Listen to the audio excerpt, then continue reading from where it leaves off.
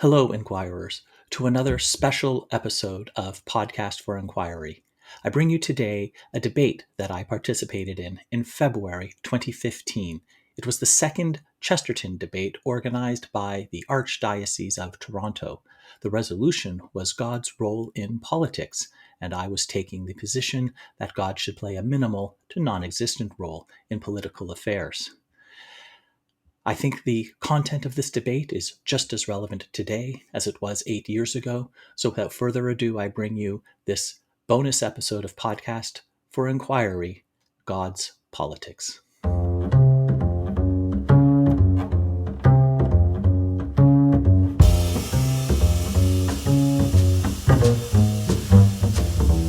Welcome to the Podcast for Inquiry, brought to you by the Centre for Inquiry Canada, a national educational charity supporting your community for reason, compassion, and secular humanist values.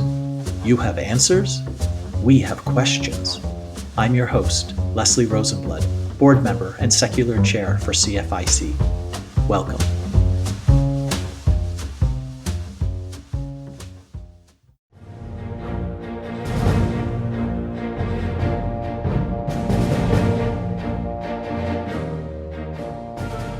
Good evening, ladies and gentlemen. My name is Lorna Dueck, and we're honored to welcome you here tonight to the second edition of the Chesterton Debate Series. And if you're following it on Twitter, that is just hashtag Chesterton Debate. I'm very happy to be the moderator for this debate. And your Chesterton Debate Series is an initiative of the Catholic Youth Office in partnership with the Archdiocese of Toronto and Salt and Light Television. And the debate has two primary goals tonight. The first is to provide a forum for respectful and substantive discussion on contentious issues that are relevant in today's world. And the second is to provide perspective on issues considered important to the formation of an individual's conscience. Very important things. So without further ado, may I please introduce our distinguished debaters. First, would you please welcome Leslie Rosenblood. Leslie is a founding member and a policy advisor of the Canadian Secular Alliance.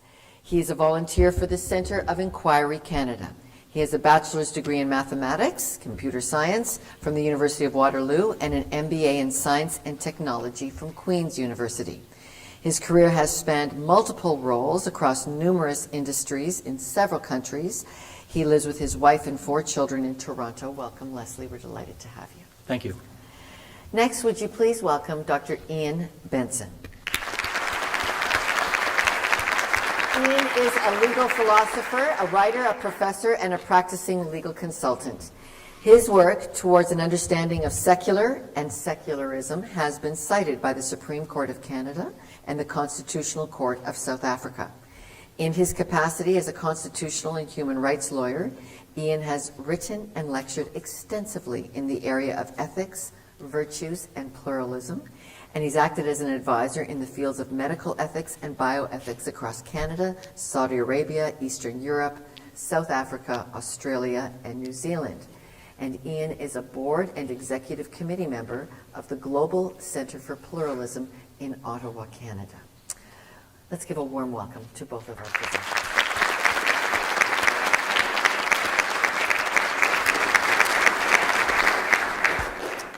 Well, we had an exciting coin toss before you all sat down. And having decided the order of presenters by that coin toss, I'm now happy to invite Dr. Iain Benson for his opening statement. Good evening. As this is a debate series named in honor of a writer I greatly admire, G.K. Chesterton, I'd like to begin with 2 short quotations from the man who's being called the Shakespeare of the aphorism. The first, "All roads lead to Rome, which is one reason many people never get there." And the second, "Some people today say that mankind has lost his way. This is nothing new. Mankind is always losing his way. This time, however, he seems to have lost his address."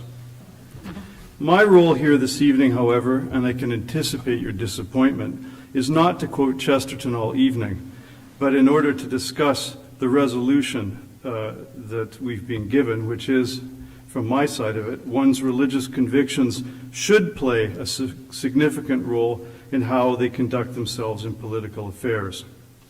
I take religious convictions to mean beliefs, and that these include one's conscience, which is what we believe we ought to do and ought not to do. Beliefs inform and in part constitute our moral positions, and we want those in politics to make decisions about what they think is best for the common good, what, in the exercise of their prudence and conscience, they believe to be in everyone's best interests and the right thing to do. Since everyone is a believer, the question isn't whether any of us believe, but rather what kind of things we believe in, what we believe to be right and wrong, and if we serve a public office, what's in the interests of the common good. What do we understand that common good to be? Understood this way, the public sphere is a realm of competing beliefs and belief systems, and it should not be understood as susceptible to neat line drawing between religious and non-religious beliefs and believers in the way my secularist friends would have it. To listen to them, religious beliefs are like hideous yellow spotted pajamas that no one should wear in public office, but that they can wear in the privacy of their own home. But beliefs are not like that. And indeed, we want our politicians not to be hypocrites. We want them to practice what they believe to be conscientiously important, not just privately, but publicly as well. I want to argue that this idea that the only beliefs that count for public sphere exclusion and discrimination, such as in relation to school funding or charitable status, are religious beliefs, is quite strange, not to mention unjust and unworkable. As long as a person's public actions are within acceptable legal standards, it should be as irrelevant that they are based on moral beliefs derived from a religious worldview as it is that they might be based on moral beliefs derived from a non-religious viewpoint. Judge the arguments on their fairness, reasonableness, and general applicability by all means, but do not rule them out because they are religiously derived. To rule them out for that reason is what I would call the spotted yellow pajamas objection. Here is the key. You are free to accept my beliefs as publicly articulated, with or without accepting my reasoning for them. It is politics, after all, what Dorothy Parker once defined as casting imaginary pearls before real swine. But to attempt to rule out policies and arguments just because they may align with religion is simply secularist bigotry. Any exclusion of religious people and their viewpoints under some clever notion that our society is secular is just a code for confusion. Our society is not a secular society unless all we mean by that is that we have a non-establishment of religion. And along with many religious people and non-religious people, I'm fine with that. Unfortunately, secularists have been largely successful in smuggling anti-religious exclusionism into the meaning of secular itself. Canada rightly rejects theocracy and strict separation. I'm fine with that also. Neutral means equal and fair treatment, not blanket exclusions based on the fact that you don't like something. It is as unfair to ban public religion now as it was to ban public atheism in the 19th century when, for example, Oxford expelled the poet Shelley. Canada, like the UK, South Africa, and many other countries, has what we could understand as the cooperation of state and religion, not strict separation, and for very good reasons. Listening to the way many secularists argue, they lack tolerance. Defining themselves as doubters, they do not wish to give others the benefit of the doubt.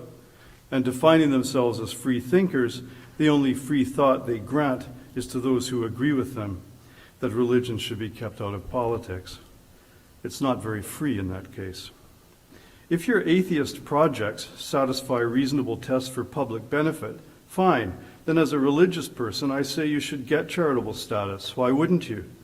It's not the religions who want to shut down the atheists. Let the atheists have their in from the cold programs and their soup kitchens, instead of complaining about religious education projects not doing enough to clothe the naked and feed the hungry and so on.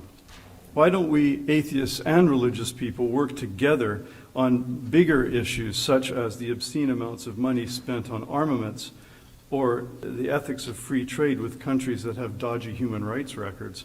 I'm sure on those colossal matters there could be much agreement. whether or not what animates the criticism comes from a religious perspective. Saying we don't allow religious arguments here or religious project involvement in the public because we are secular is a sort of exclusionary violence to freedom and rights, but the term secular seems to operate on some people like the bolt between the eyes operates in stunning cattle. Mr. Rosenblood shelters his contemporary arguments on a supposedly neutral position of secularism. But secularism is not neutral and never has been, since it defines its conception of the public sphere as stripped of religion. A preemptively stripped public sphere is anything but neutral, and we shouldn't think we can give secularism a happy face. Calling secularism open secularism, as has been done recently in Quebec, is like calling for a kind of healthy botulism. Secularism, from its origins in the work of George Jacob Holyoake, who coined the term in 1851, is a belief system. We get a clue to this from the subtitle of Holyoake's book, English Secularism. Subtitle is Confession of Belief. It's often the cry of anti-religionists to blame religion for human division and folly. But this is too quick. The real cause of human folly is surprisingly human beings, to which much of this audience belongs. And the follies of both secularists and the religions come in a bewildering array and will, like the poor, sadly always be with us. Historians of race relations in South Africa, such as the philosopher Alfred Hernley, have pointed out that one of the greatest influences in challenging the theory of white domination in South Africa began with Christian missionary influence extending back to the 19th century.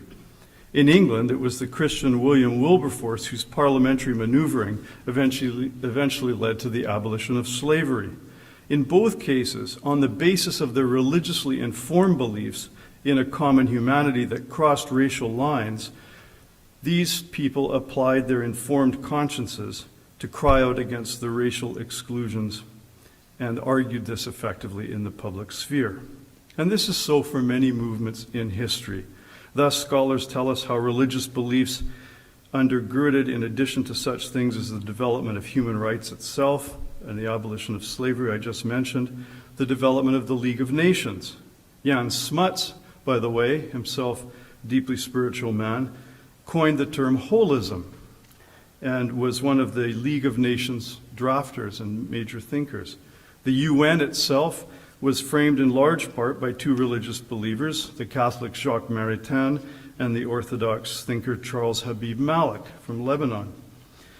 Think of the many life projects of people such as Mahatma Gandhi, Catholic Mother Teresa, Protestant Reverend Martin Luther King, Muslim Dr. Imtiaz Suleiman, Rabbi Jonathan Sachs, and a host of contemporary people and movements from a variety of religious traditions working around the world on such things as disaster relief, refugee sanctuary, poverty relief, education, healthcare, environmental concerns, anti-arms trade, and economic reform, and humanitarian, artistic, and charitable efforts of all sorts.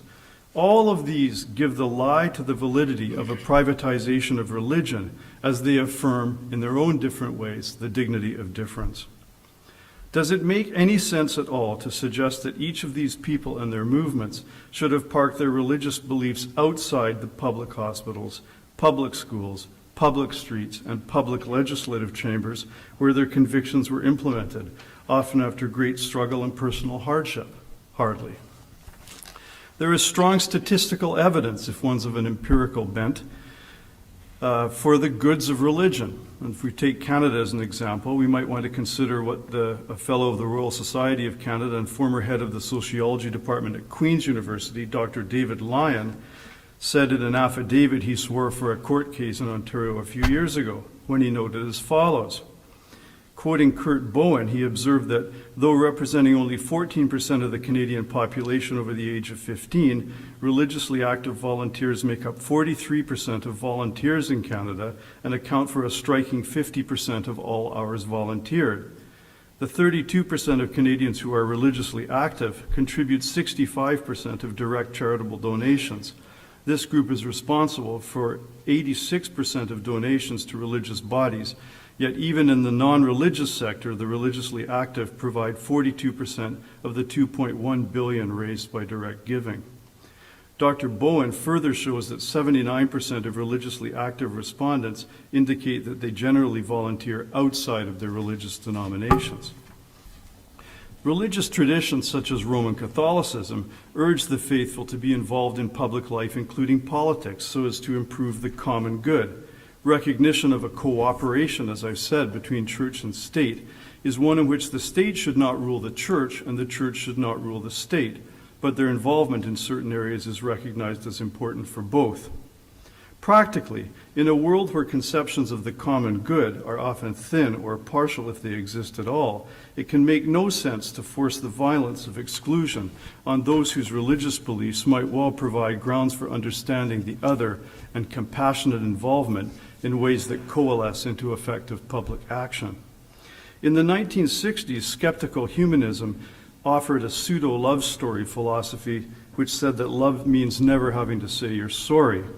But this must be viewed against religious traditions of several millennia that say and still say exactly the opposite.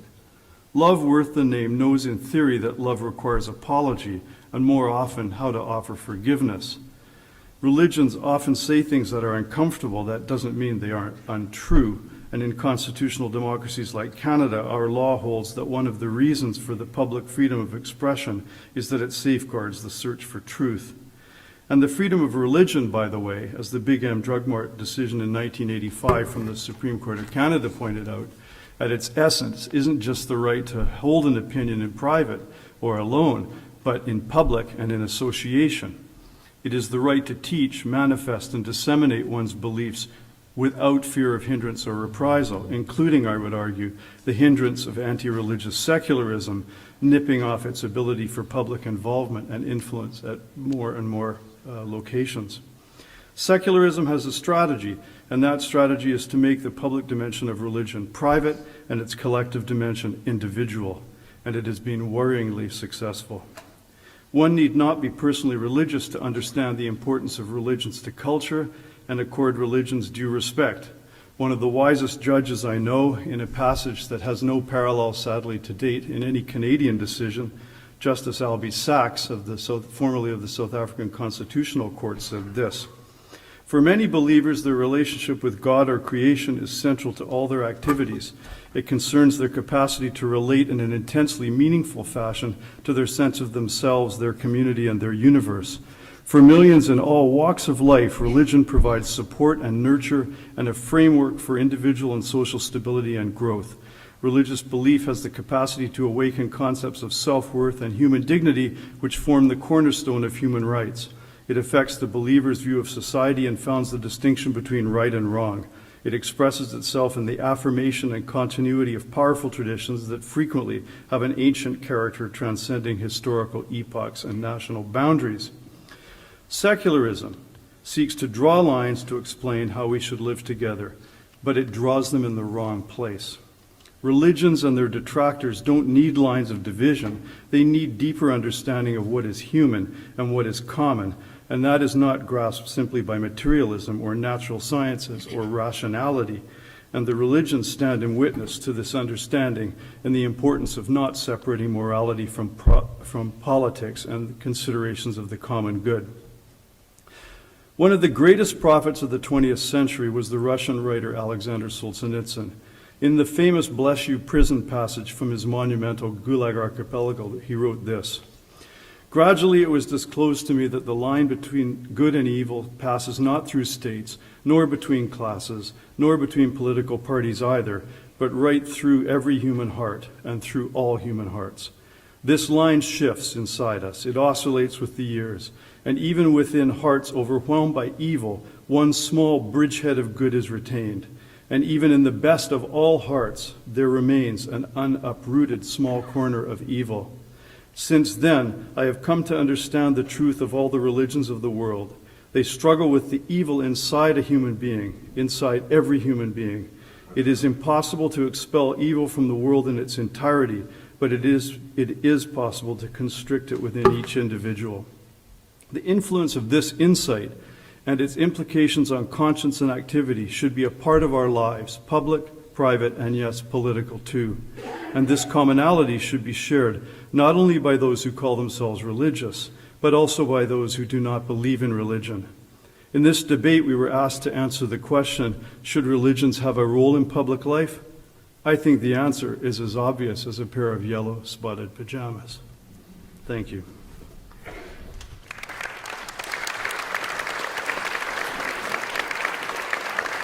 Thank you, Iain. Thank you. And now we turn to Mr. Leslie Rosenblood. Thank you. My favorite scene in the 1971 film Fiddler on the Roof is where the rabbi of a poor, oppressed Jewish village in pre-revolutionary Russia is asked to say a few words about the Tsar. He responds, "A blessing for the Tsar, of course. May God bless and keep the Tsar far away from us." It is natural and appropriate for believers to have freedom of religion, and it is equally right and just that others should have freedom from it.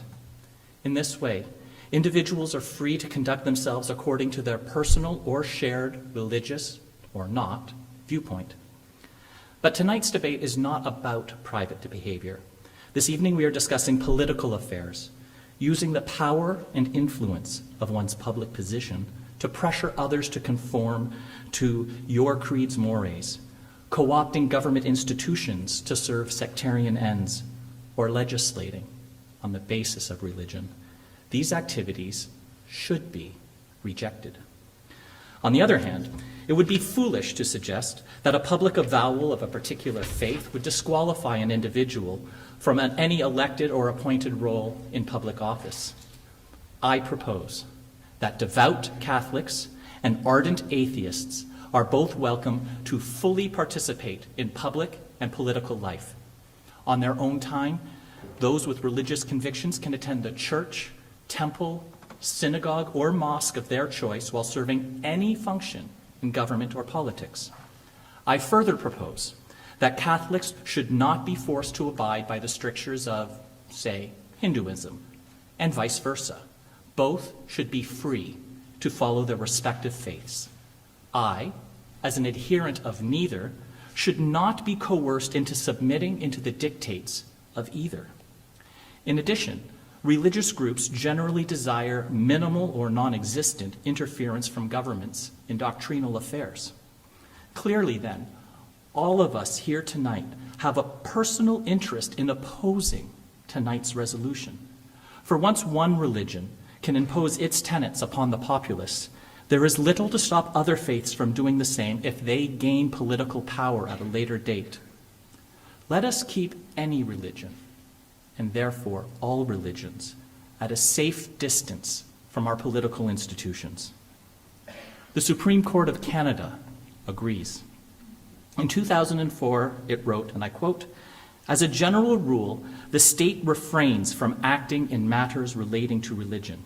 It is limited to setting up a social and legal framework in which members of various denominations are able to associate freely in order to exercise their freedom of worship."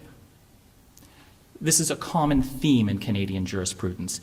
8 years later, it also wrote, "State neutrality is assured when the state neither favors nor hinders any particular religious belief, that is, when it shows respect for all postures towards religion, including that of having no religious beliefs whatsoever."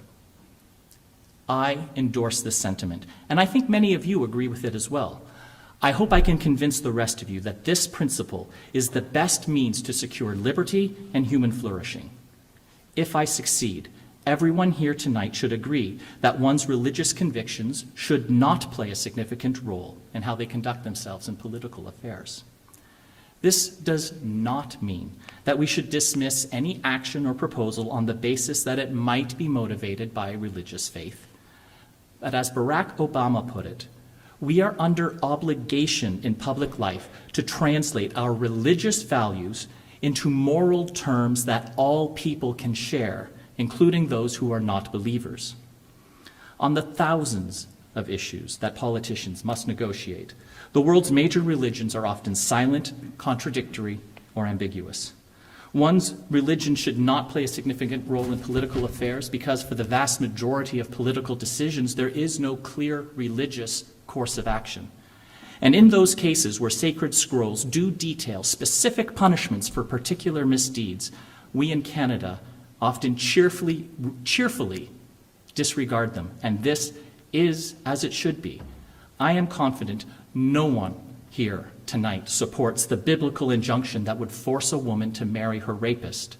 And while many here may disapprove of adultery, none present would advocate killing those who cheat on their spouses, as the Bible commands. In other areas, religious and materialist philosophies each incorporate such disparate perspectives that neither can claim to own a particular side of an issue. Look at climate change. Some religious folks believe that God has a plan for humanity and would never allow us to go extinct, so we may as well strip mine the earth. Others with a religious bent see themselves as stewards of creation and therefore feel a moral obligation to protect the environment. Conversely, those with an entirely materialist viewpoint may believe their financial self-interest lies with the continued development of Canada's tar sands and so vehemently argue against global warming. And many non-religious people view rising sea levels as an existential threat to several island nations and are therefore impelled to argue in favor of a strong global carbon emissions cap. One's politics cannot be determined by one's faith or its absence. The same can be said of morality. I often hear that religion and ethics are one and the same, indeed that the source of all morals is religion, or that an ethical life is impossible without the values spelled out in some holy text. Though often repeated, it is easy to see that this is not the case. It is undeniable that many deeply religious people commit abominable acts, such as covering up child abuse or detonating suicide bombs in public areas.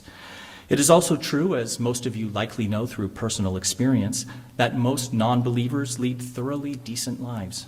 And I find it interesting that statistically, atheists are significantly underrepresented in prisons throughout North America.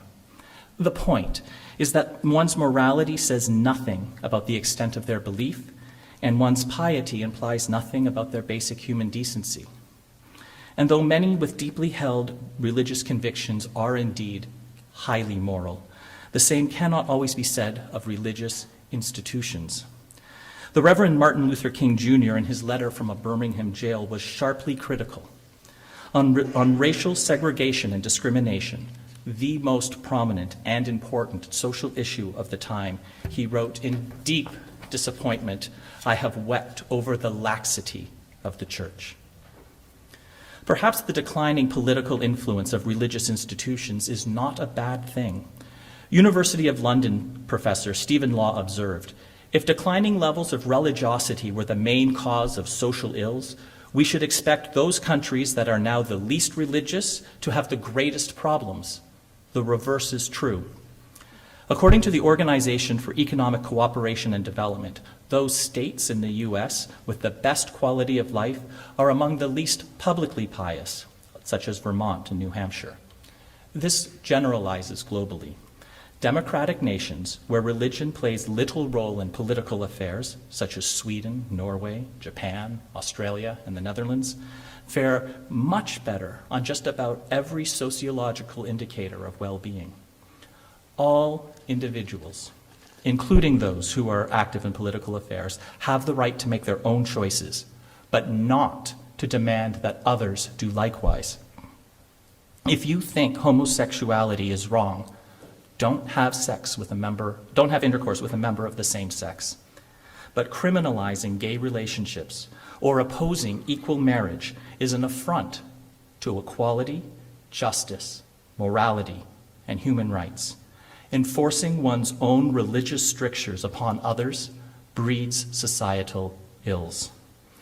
That is why a politician should set aside religious dictates when acting as a representative of the government to shape public policy.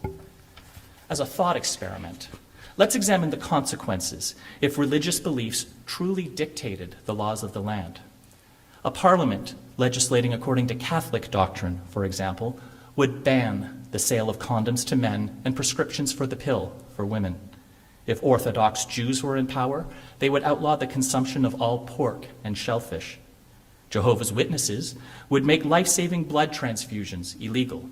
A Hindu regime would outlaw eating beef, while a government legislating according to Muslim morality would criminalize the consumption of alcohol. Most of these would forbid working on the Sabbath, though there is some disagreement on when the Sabbath starts and indeed on which day of the week it falls. Can anyone genuinely argue that life would be better with no birth control, no steak, no lobster, arbitrary restrictions on life-saving medical procedures, a return to the days of prohibition, and no bacon? Please, let us at least keep bacon. But one need not resort to hypothetical scenarios. Where religion and politics meet, tragedy and injustice often follow. In Ireland, October 2012, Savita Halappanavar was pregnant and gravely ill with a serious infection.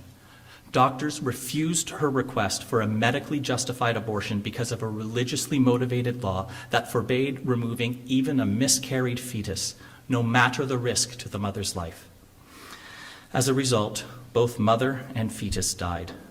This egregious violation of a woman's basic human rights and other recent examples are the direct result of religion's influence in politics. In a secular democracy, no church can dictate legal, social, or educational policy, and in return, the government does not seek to control the practice of religion so long as those practices do not interfere with the rights of others. As my father often said, my right to swing my fist stops at the bridge of your nose. The principle of equality is evident when there is one law for all.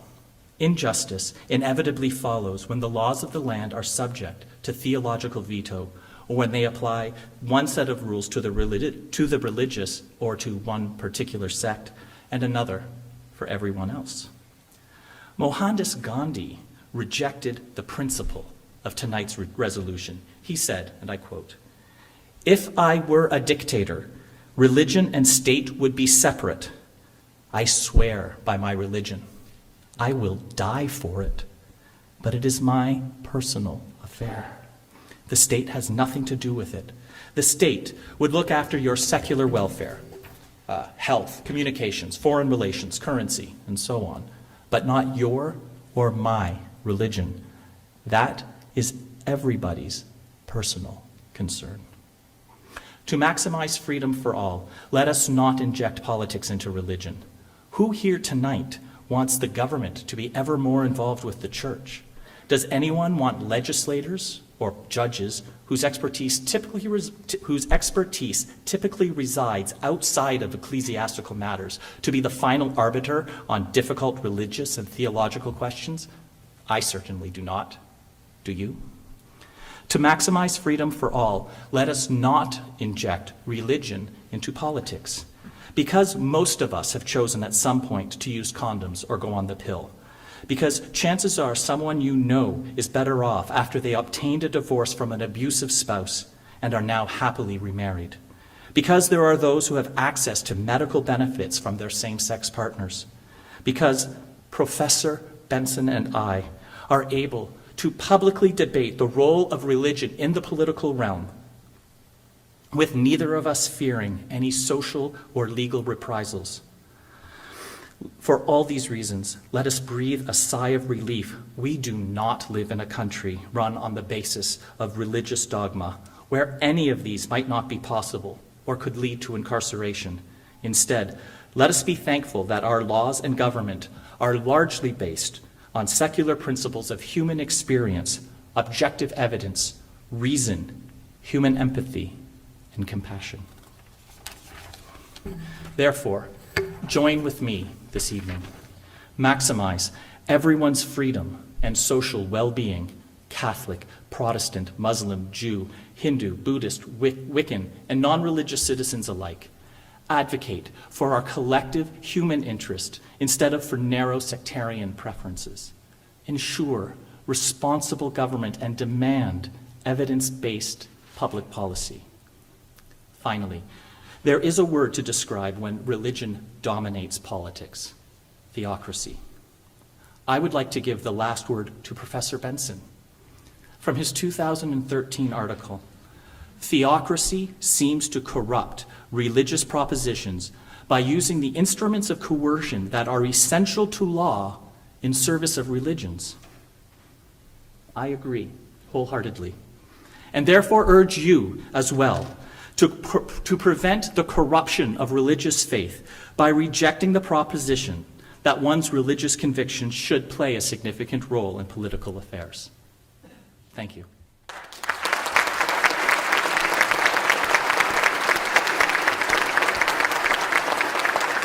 Well, there you have it.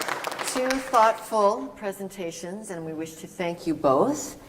And we are now going to invite Iain to ask the first of his three follow-up questions to Leslie. And just a reminder for our debaters to please keep their responses to 5 minutes.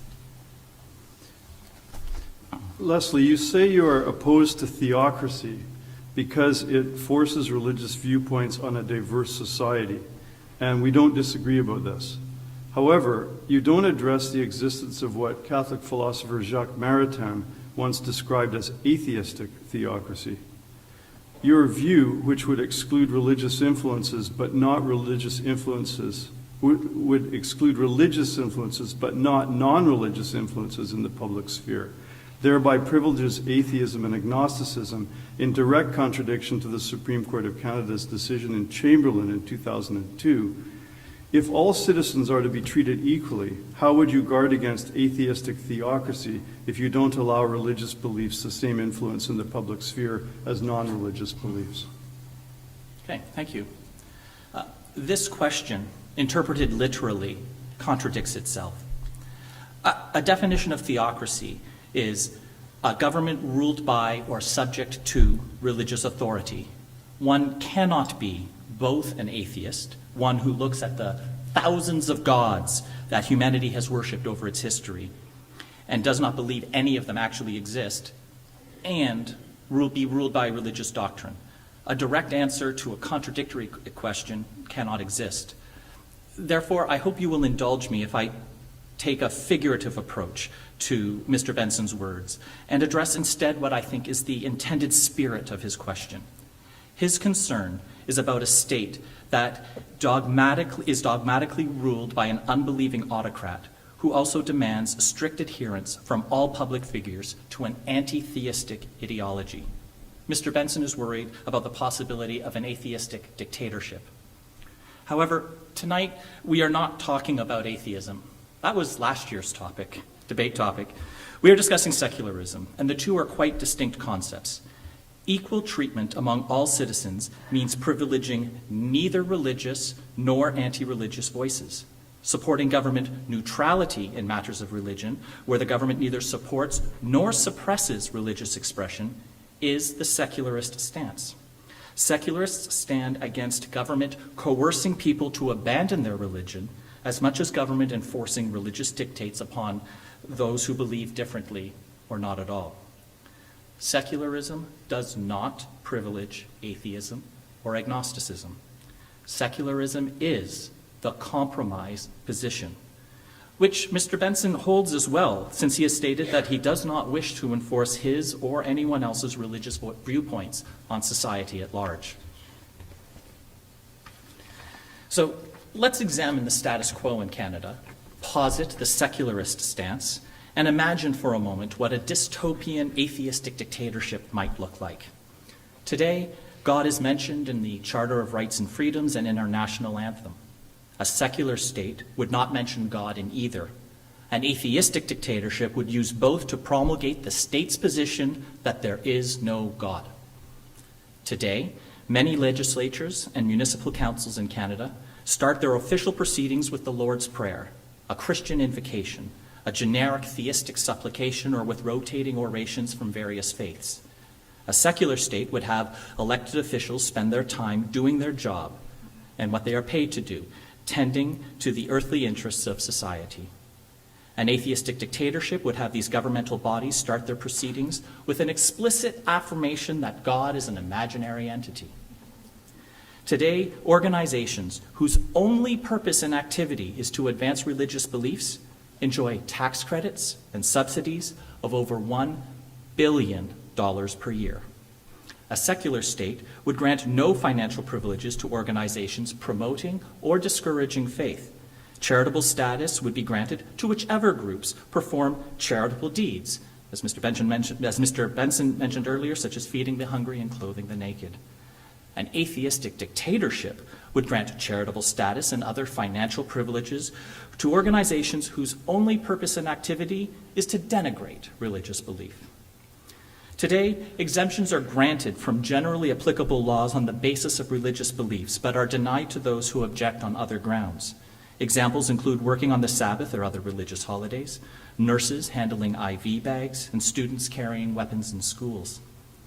A secular state would either A, grant no such exemptions, or B, permit them for all deeply held philosophical commitments, whether their source was from religion, culture, or personal conscience. An atheistic dictatorship would grant exceptions only for those who ground their objections in their atheism. Canada is a nation of considerable religious privilege. Secularists argue for government neutrality in matters of religion. Should an atheistic dictatorship arise, Mr. Benson, you can depend on me and all secularist organizations to fight against these hypothetical discriminatory policies. For now, our efforts are dedicated to combating the very real injustices that exist today. All right. And Leslie, your first question now for Iain. Thank you. Mr. Benson, you use some strong language in your opening address, including, and these are all direct quotes, secular is a sort of exclusionary violence. It is unfair to ban public religion. The only beliefs that count for public sphere exclusion and discrimination are religious beliefs and secularist bigotry. You claim that anti-religious secularism is nipping off its ability for public involvement and influence. Let me make some observations. Most provincial premiers and every single prime minister in Canadian history have been openly Christian. Several Canadian TV channels, such as Salt and Light and Vision TV, have an explicitly religious theme and agenda, while religious programming is prominent on many secular TV stations, including our very own Moderator show. Many radio stations, including our public broadcaster CBC, regularly feature religious voices, and religious commentators are regular columnists in major Canadian newspapers.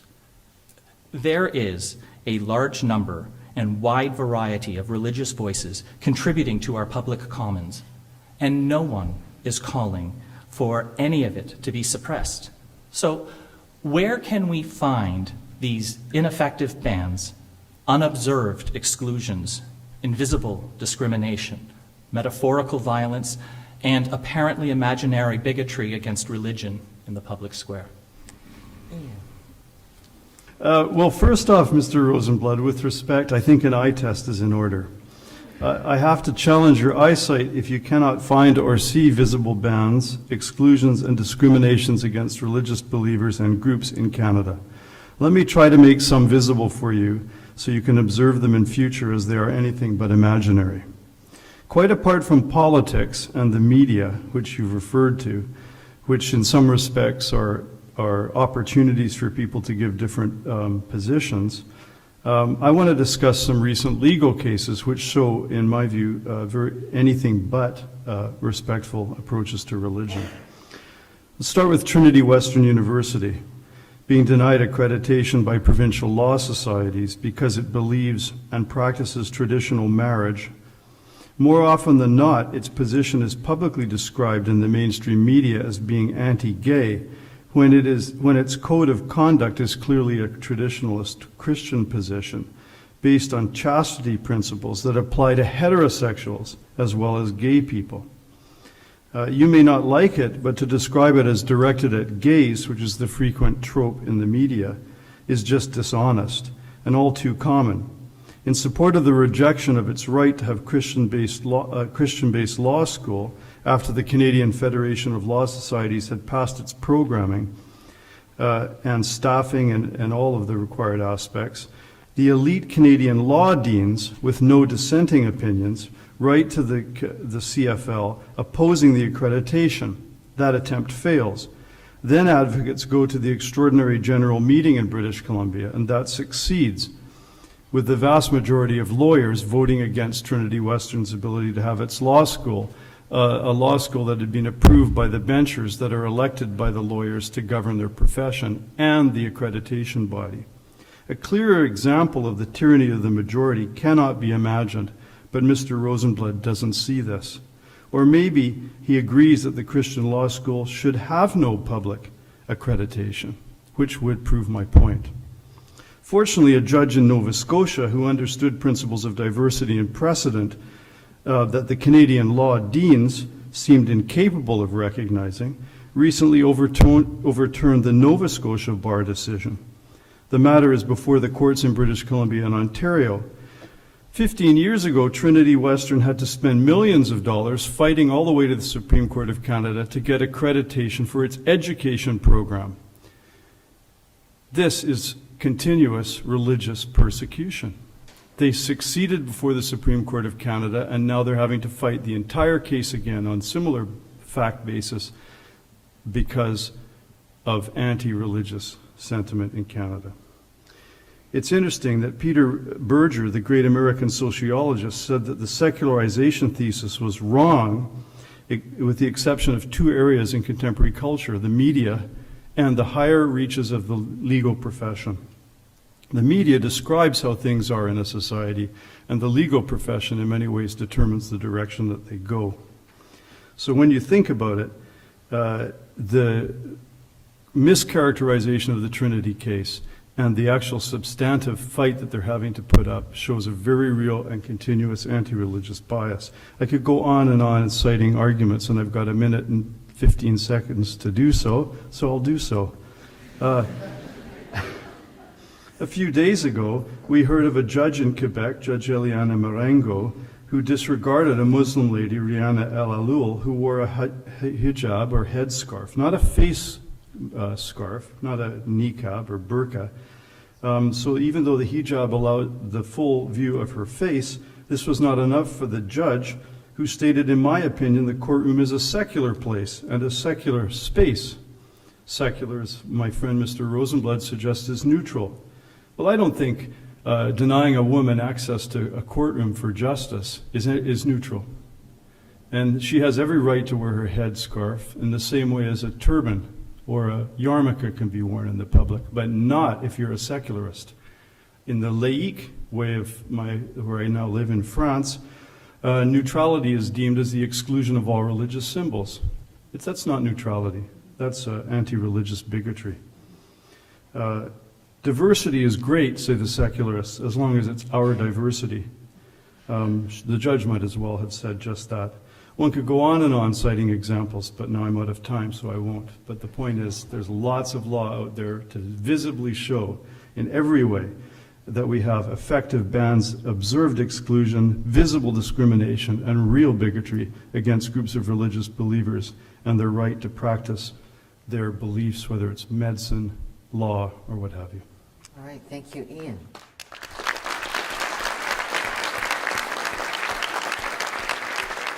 And now, Iain, your question for Leslie. As did mid-19th century secularists, you seem to suggest that evidence-based public policy favors the non-religious viewpoints. Many things that matter to us in life and government policy are not, however, susceptible to evidence assessments free of moral commitments. Moral debates about such issues as euthanasia, gender selection, abortion, or certain kinds of tax policies are not resolved by evidence cut off from competing interests and beliefs.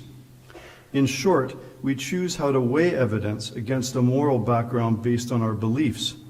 Your approach gives atheists and agnostics the ability to have their beliefs effective in relation to moral public policy formation, but not religious peoples. How can that be fair? Embedded in this question is a false assumption that I am proposing that we exclude the ability of religious politicians to use their moral judgment. I have never advocated for such a position, nor has any prominent secularist organization.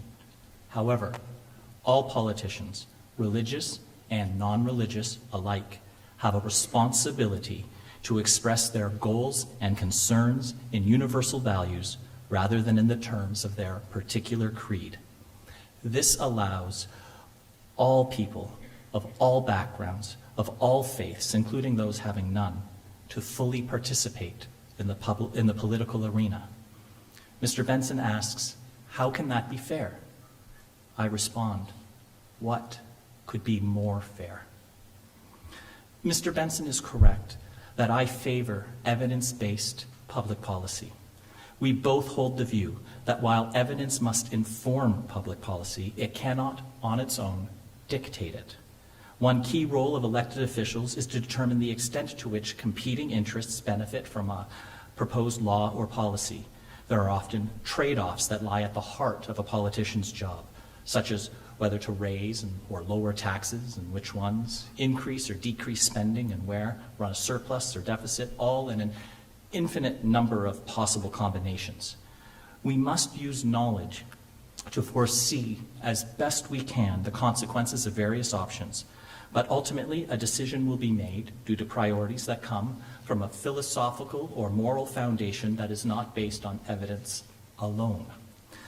Religious groups are allowed to have their say in the public square, even if they give explicitly religious rationales for their positions.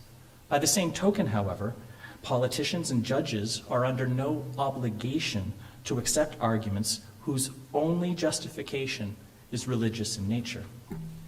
While same-sex marriage was being considered in Canada a decade ago, religious voices were a significant part of the discussion, and religious groups were very active in the debate. Canada's legislature, its courts, and society overall did not end up agreeing with the religious perspective, but all interested parties were able to express their moral beliefs on the topic. More recently, in October, an interesting case was heard by the Supreme Court of Canada about whether it is legal for a municipality in Quebec to start its meetings with a prayer. The court has yet to render its verdict. In addition to the plaintiff and the defendant, there were several interveners that presented before the Supreme Court: the Canadian Secular Alliance, the Canadian Civil Liberties Association, the Evangelical Fellowship of Canada, the Catholic Civil Rights League, the Faith and Freedom Alliance, and the Association of Catholic Parents of Quebec. It is simply not the case that, and I quote, religious beliefs are not permitted in the public sphere. Religious voices are being heard, even if their arguments are sometimes rejected. Religious organizations engage all levels of government through direct lobbying, raising money, taking out advertisements, voting with their feet, just like any other group. This cannot accurately be described as discrimination. Mr. Benson, I am here tonight because I am intensely concerned about fairness. To ensure justice and equal participation from all members of society, we need only apply the criteria that you yourself laid out just a few minutes ago, that we judge arguments based on their fairness, reasonableness, and general applicability.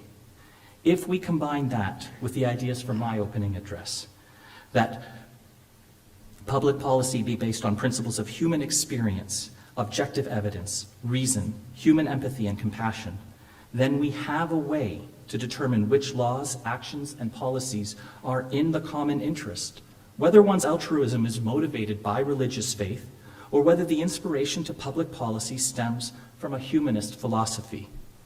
This is democratic. This is just. This is fair.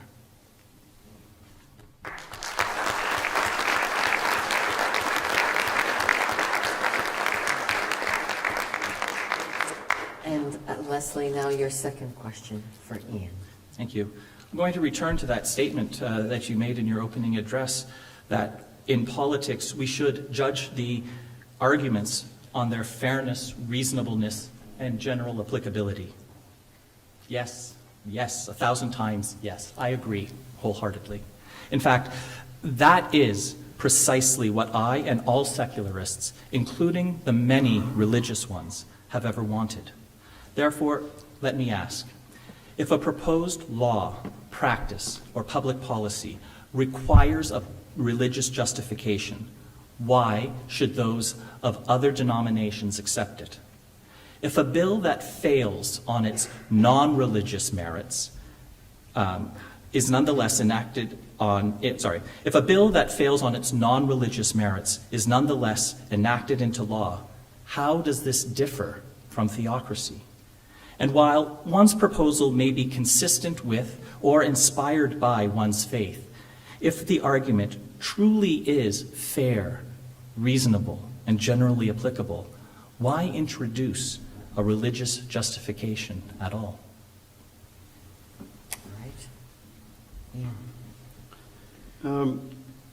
I've never said that a law, practice, or public policy requires a religious justification. What I've maintained is that such law, practice, or public policy should not be disregarded because someone arrives at that position because of their religious belief and experience and their conscience and moral convictions. This reliance on moral commitments may be expressed, or as is often the case, hidden. In either case, there are moral convictions at work. There must be. As Aldous Huxley said years ago, one may have bad metaphysics or good metaphysics, but one cannot have no metaphysics. Mr. Rosenblood fails to note the importance of metaphysics and morals, and so places a rather simplistic faith in reason. As Pascal told us, and we ought to listen to one who was not only a brilliant mathematician, but also a Christian, the heart has its reasons which reason cannot comprehend. Even John Rawls recognized that there is a place for individuals to express their religions or other comprehensive doctrine positions within the public square, not to convert the other of the religious opinion, but to show that from a religious position one is able to participate in the public discussion and arrive at a reasonable political conception that others can accept. Part of the clarity of this kind of expression is simply a question of public rhetoric. If you want to be convincing, you need to speak in a manner that others can understand. The perfect example of a type of narrative that can cross boundaries and be widely understood would be something like the story of the Good Samaritan in Luke chapter 10. That forms the basis of Christian concern for the poor and downtrodden of society, and it ought to be the kind of narrative and story that can animate a broader conversation and understanding about care for the other and compassion than just religious Christians articulating it, so they can share the narrative, explain the story and why it's relevant, as well as teach it, of course, within their own communities and in their own homes. The fact that it comes from a religious text should not diminish its utility in a public setting. What I'm saying is that we have to be open to all forms of knowledge, science, of course, social experience, yes, but so too the metaphysical, those intangibles such as truth, beauty, and goodness, and the virtues that have not been put into test tubes or weighed on a scale, but nevertheless have a profound impact on our society. Consider such civic virtues as temperance, charity, diligence, patience, kindness, respect, forgiveness, or humility. A parent's responsibility to provide for a child based on religious conviction has a profound influence on the future success of that child in society, and ultimately makes for a positive impact on society as she contributes to the whole. Citizens and therefore nations, as I read from that powerful quotation from Justice Albie Sachs in my opening statement, are deeply formed in their behavior by their beliefs, and many of the strongest of these beliefs, personally and in common, are religious. So the idea that a religious person is basing their argument on the text alone or on a sacred book is not really the issue. What we have to understand and welcome is a richer articulation of civic virtues in an age that's deeply impoverished by the language of values. As George Grant, the philosopher from Canada, put it beautifully in a CBC interview with David Cayley years ago, values language is an obscuring language for morality used when the idea of purpose has been destroyed. I'll say that again. Values language is an obscuring language for morality used when the idea of purpose has been destroyed. So virtues language and the idea of purpose are most richly encaptured within moral traditions that keep alive the idea of objective metaphysical truth. So for that reason, I think we not only shouldn't be afraid of arguments emerging from religion, we should welcome them and embrace them because frankly we need them.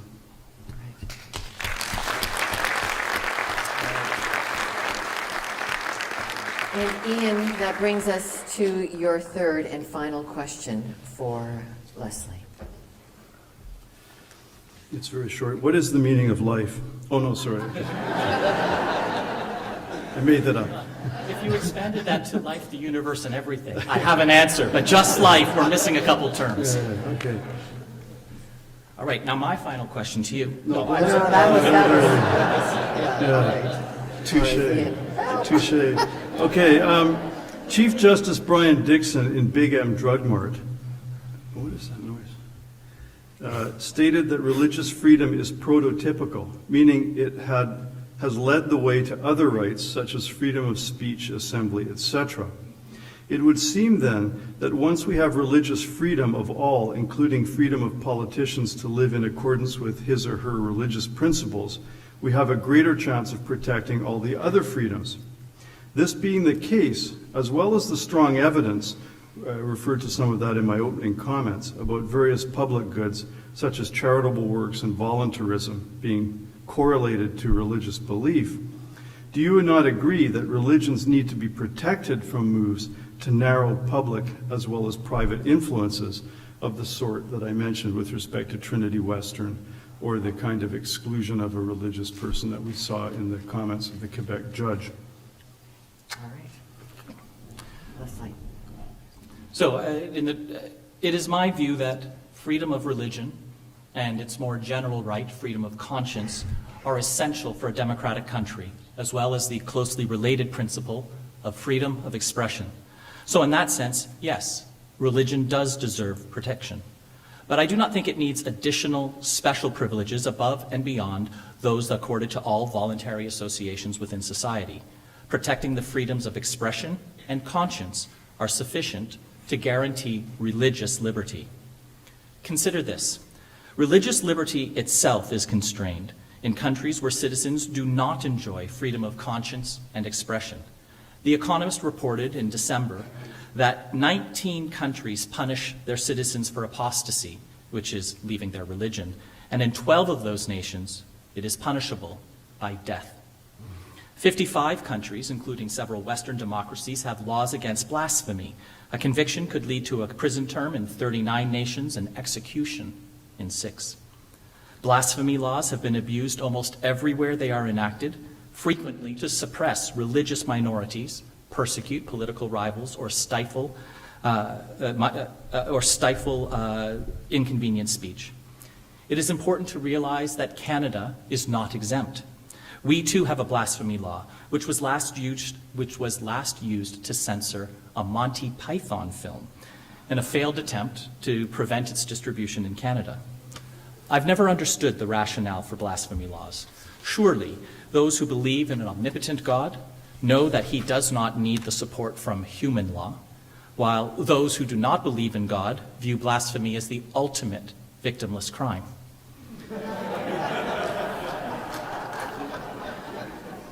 Mr. Benson claimed in his opening remarks that, and I quote, "Secular is a sort of exclusionary violence to freedom and rights." Yet it is precisely the devout, particularly those that belong to minority faiths, who should be the most committed secularists.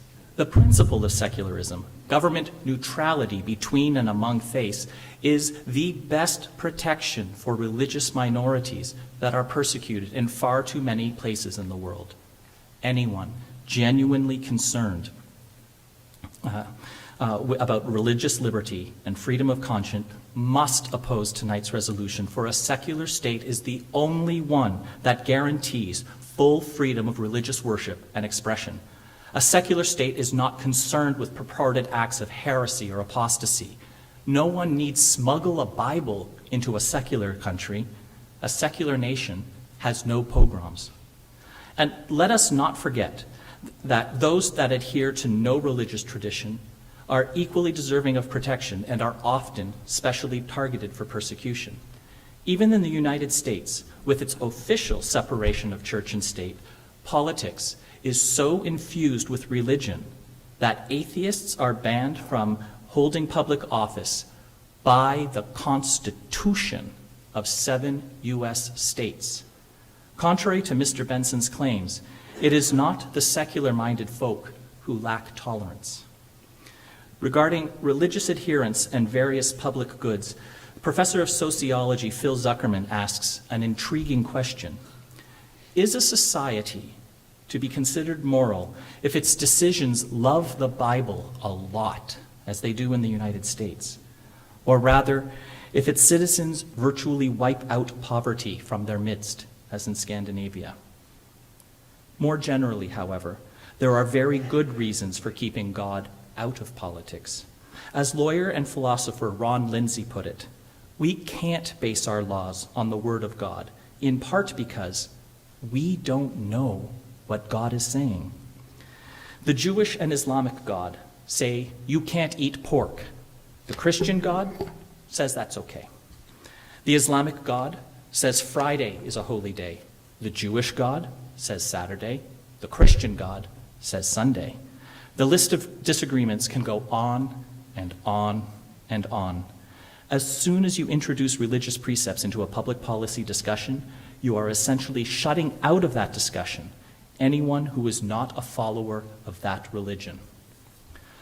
Let us ground our politics in evidence and values accessible to all members of society.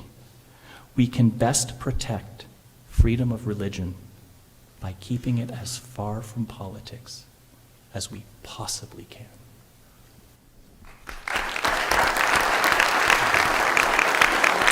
And Leslie, you now have a final question for Iain. Thank you.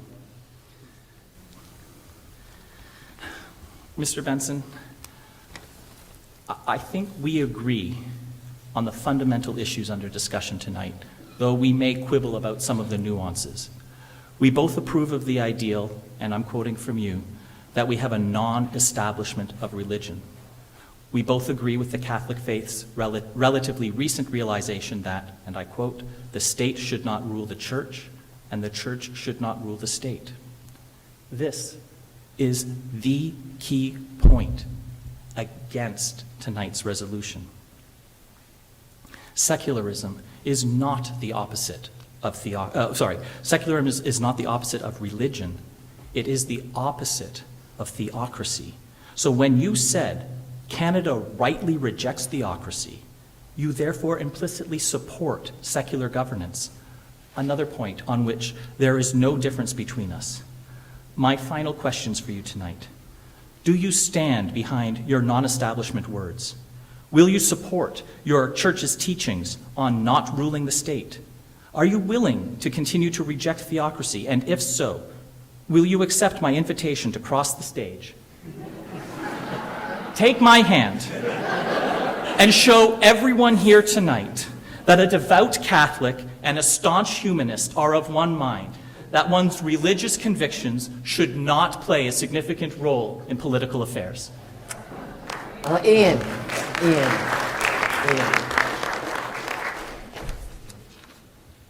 I'm always happy to shake a hand in genuine friendship and respect for another person, struggling as we all do from time to time to understand difficult realities from different perspectives. However, to say that one's religious beliefs should not play a significant role in political affairs is to deny the obvious. They do play a role and will always play a role. The issue before us is what is the proper role of religious beliefs in political affairs? Because religion and all other comprehensive doctrines, including those of secularists, play a role, we ought to be transparent and acknowledge that fact. It is part of who we are. Every person comes with beliefs and commitments, some framed by religion, some not. The task of politics has been well termed the organizing of freedoms. And part of that is a recognition of the importance of difference and diversity, and how diversity and accommodation must operate as a legal presumption. Religion is an equality right, and yet how often we hear the sloppy opposition of religion to equality as if they are in conflict. Many conflicts are between different conceptions of equality, and the way to sort that out is to first recognize the different contexts that make up our common life. The example you just gave about holy days and food obligations, those are different between traditions, but the key to a civil order that's organizing freedoms properly is it develops principles of accommodation and tolerance that help us to explain how we live together with these different rules from different traditions, or indeed whether they have any importance to the public sphere at all. Canada, in the Big M Drug Mart decision, Big M Drug Mart made the decision that Sunday closing laws were inappropriate because of this secular nature of Canada. There had to be a different approach. You could have a common pause day, but the rationale for it couldn't be one religion. I think that was a right decision in the context of Canadian pluralism. Not a question of keeping all religions out, it's working on those organizing freedom principles I just referred to. We must come to the place where we can openly acknowledge our metaphysical presuppositions so that we can understand the other, so that we can understand why respective citizens hold a pro-life or a pro-choice position so seriously. It's one of the problems with the opening squib there on Justin Trudeau. This idea that you can preemptively shut down debate within a party is not, and it's ironic, it's not liberal. Why rejection of particular sexual conduct for moral reasons is not a rejection of a person, any more than rejection of a religious conduct or belief needs to be seen as constituting disrespectful rejection of a person, is something we should be debating and discussing, rather than attempting to shut down the debate with portmanteau terms like homophobia, which just doesn't get at the conflict that's at issue at all. It's clever rhetoric, but it's lousy philosophy. We need to avoid the put-downs and demonizing of the other in recognition of our common humanity and allow a much greater place to live together with not only agreement, but with disagreement as well. The old paradigm of secular, stripped of beliefs, and yet somehow metaphysically adequate without the beneficial insights of lived religious communities is no longer adequate.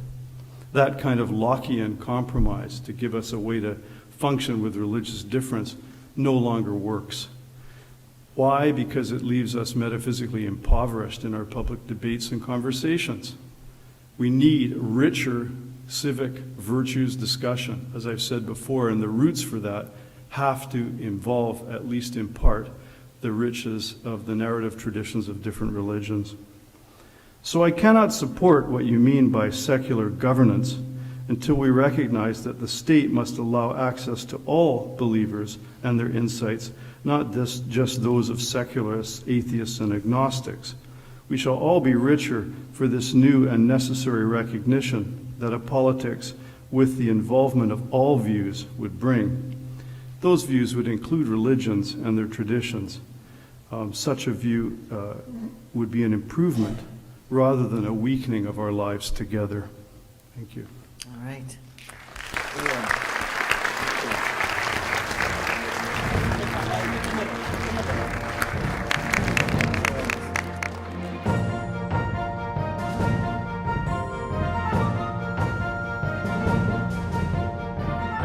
Well, let's invite our wonderful debaters tonight back to the stage, and we've got your questions for them. So would you please welcome Mr. Leslie Rosenblood and Dr. Iain Benson.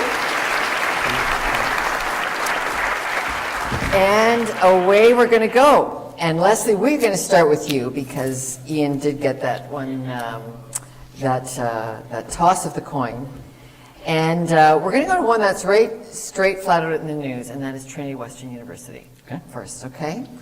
So if the purpose, you've made a great case that the purpose of a secular society is not to be exclusionary, what is the basis for denying a faith-based institution which has been accredited the ability to train people for a public profession? Let me ask a similar but somewhat distinct question. How is it discriminatory to refuse to allow an institution to discriminate against a basic human right? To use a counterfactual, the Mormon faith in its texts and in its traditions viewed dark skin as an abomination, as a punishment for the sins of the ancestors, and they are tainted. This is according to Mormon doctrine, and people of color were not allowed to become priests in the Mormon faith until something like 1978. I forget, it might be 1976.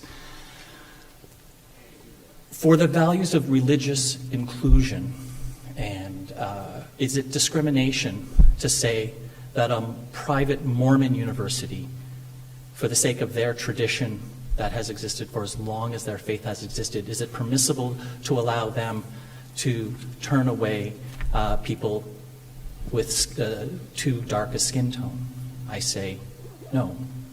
I say it is not discriminatory to take away an institution's ability to discriminate, even if that discrimination is based in an extremely long-lasting tradition, which it is in the Christian world. To say that people cannot engage in perfectly legal relationships, to sign a covenant that they will not partake in perfectly legal and perfectly complementary relationships that are permitted on the one side and forbidden on the other. Heterosexual marriage, intercourse is fine. Homosexual marriage, a violation of the covenant. This is not it is the covenant itself which is discriminatory. Saying no to it is not. All right, okay. Dr. Benson, let's go to you. Is a Catholic politician's first duty to constituents or to Catholic doctrine? An easy question.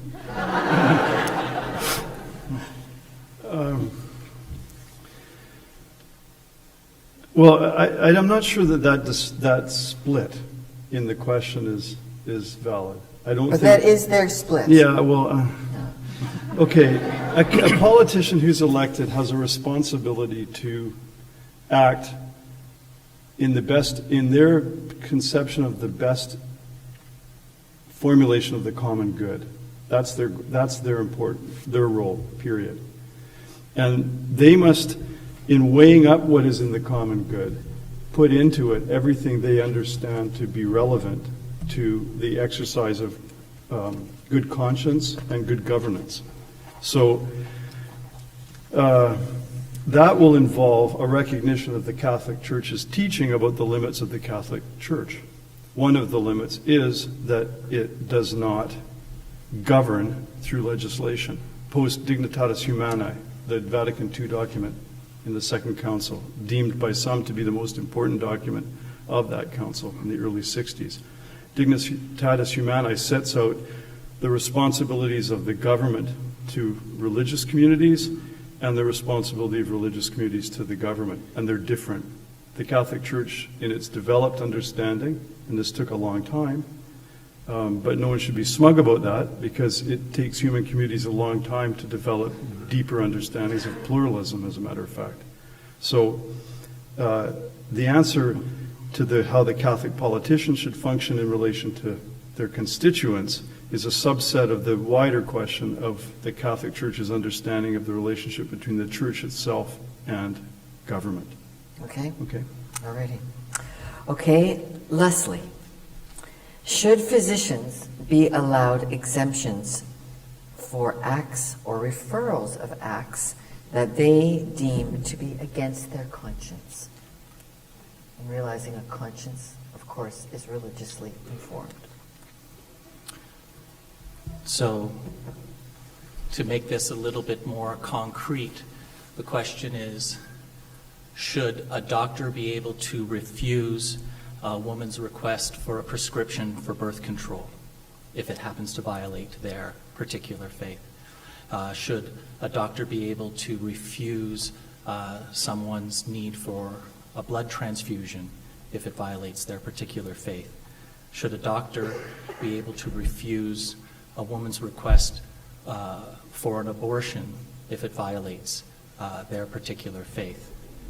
And my response would be, no.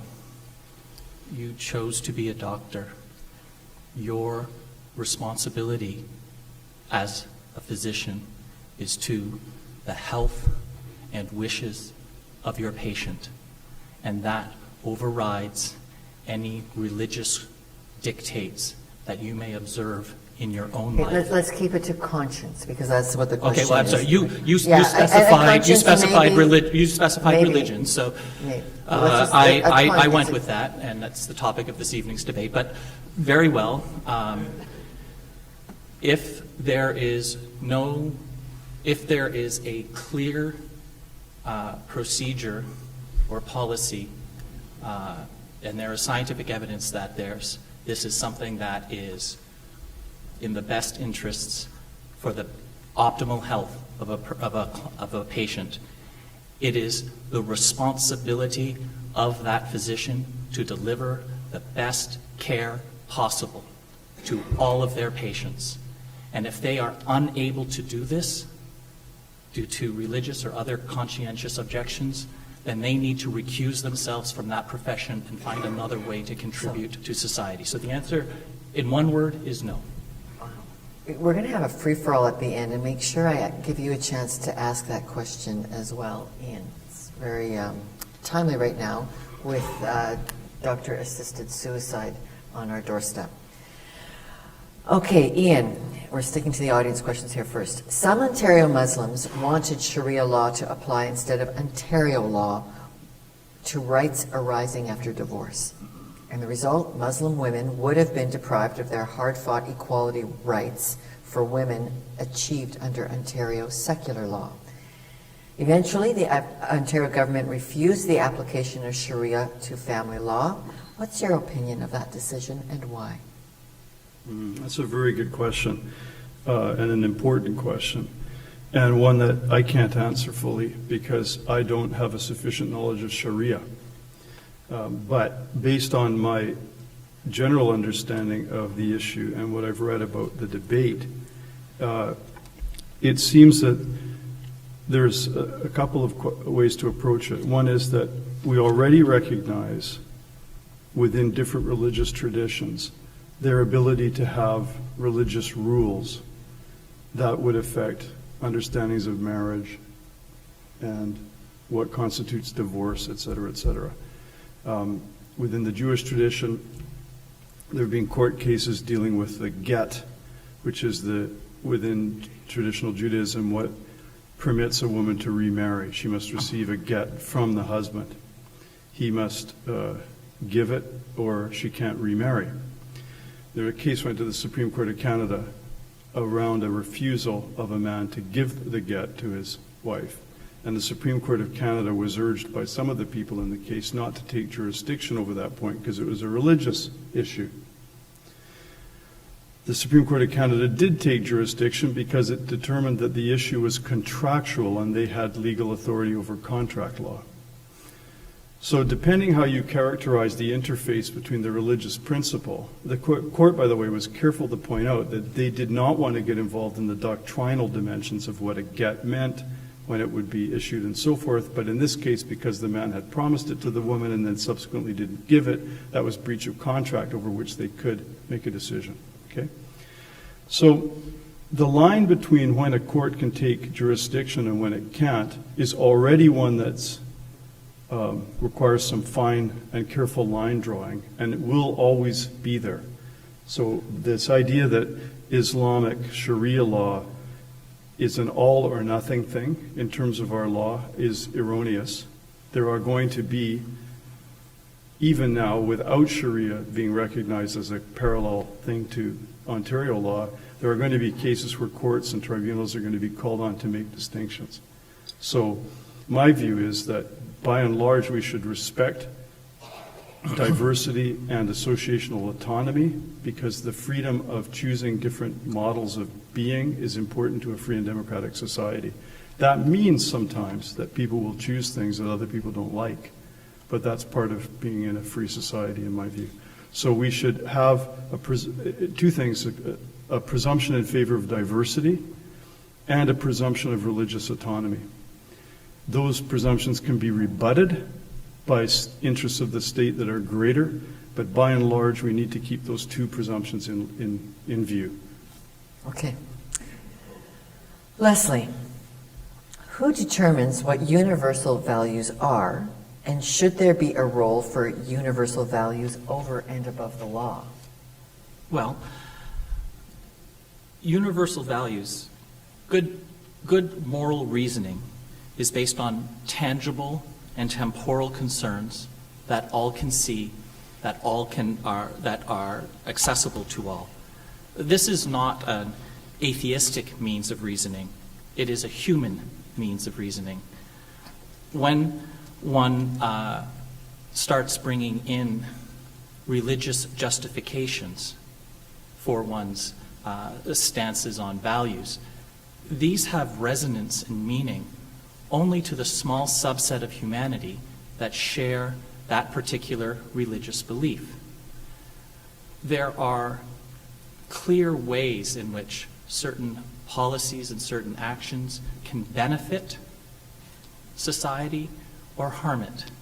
And you can see how this has evolved. A secular approach to governance is open to taking ideas from all comers, whether they are atheists, whether they are anti-theists, whether they are religious, of any particular faith, and will take the good ideas, those that have resonance, those that have meaning, that are applicable to all, to society at large, and happily discard those that are narrow or provincial or apply only to members of a particular creed, members of which are perfectly free to adhere to on their own, but not free, or should not be free, to impose those taboos upon society writ large.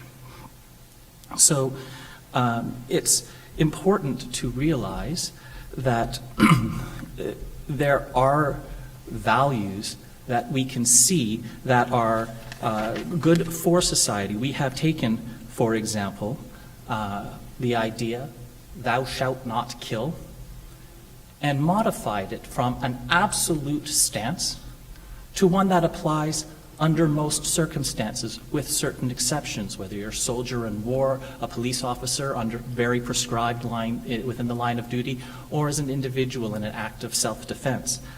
However, we have done away with most laws from a prohibition from a similar source.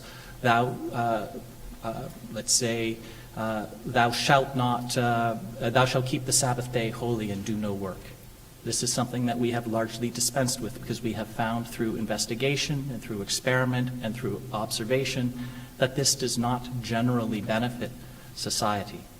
So that is how we can investigate, think, observe, and come up with values that are open, accessible to all, open to verification, open to challenge, and through that debate and disputation, come to an agreement on a basis that anyone can look at and dispute and come to a consensus. And that is largely what we have done. All right. Okay, Iain, on a scale of religious integration with the functions of the state, there's a continuum. Saudi Arabia, Egypt, Ireland, United States, Canada, France. Does Canada need to move further up the scale towards increased religious input into politics, or are we just fine?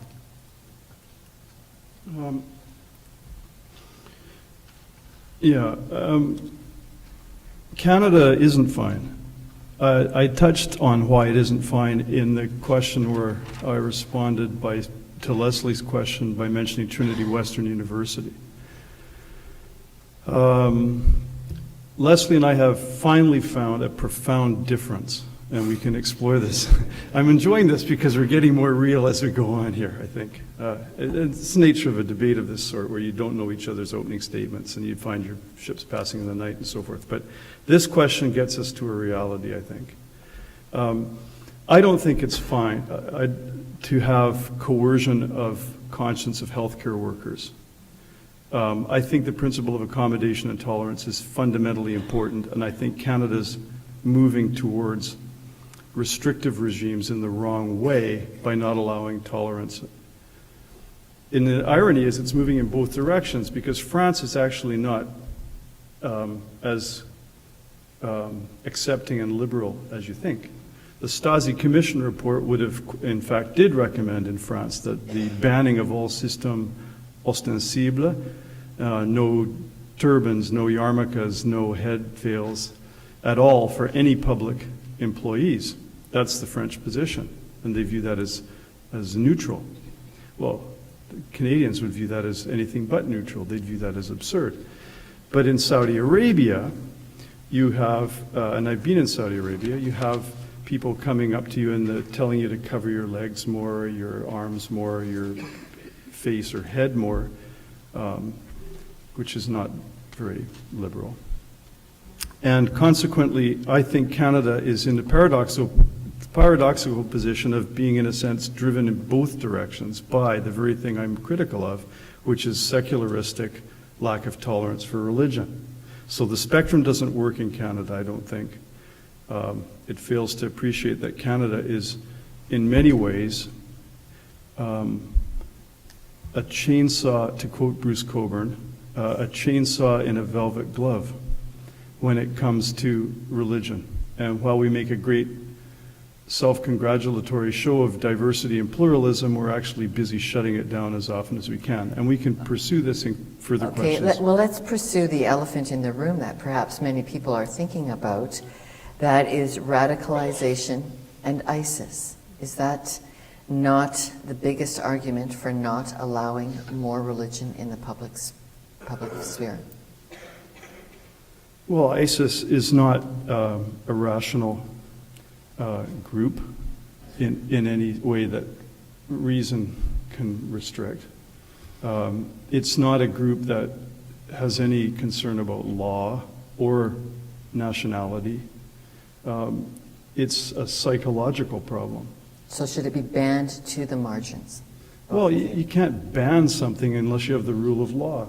I mean, you can't ban it. All you can do with ISIS is stamp it out, because it is war against the principles that Leslie and I and any rational and compassionate human community would endorse. ISIS is barbaric. It's a psychological problem. It's not a religious problem. You have to understand, and here René Girard is helpful. At the core of a lot of human violence is a psychological problem. And psychology and psychological problems are just as real for atheists and secularists as they are for religious communities. And what it is that causes humans to other people, to make them into scapegoats and kill them, what it is that gets them to coalesce around vicious acts, is rooted in the psyche somewhere and the soul. Okay, I want to ask Leslie a variation of that question. Okay. So one of the reasons why ISIS is such an aberration is because there cannot be let's just talk about the Canadian kids who've been radicalized. If we were able to have a fleshing out of all religious teaching welcome and open in the public sphere, do you think, can you see the health in that?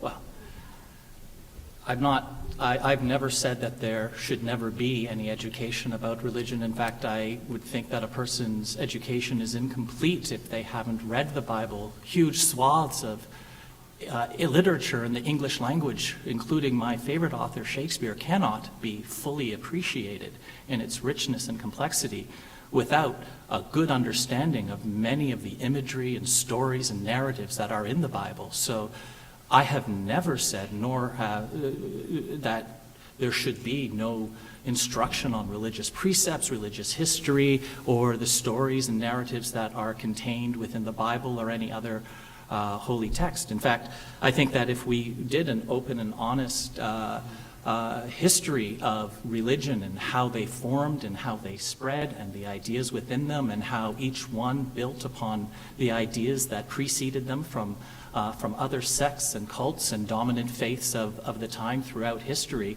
that this would be only a good thing. I fully support this sort of thing. I would not support the exposure to just one holy text, whichever one it is that you happen to name, and then have this taught from a confessional perspective or from a perspective that says, this is the truth. These words written on a parchment 2,000 years ago. Yeah.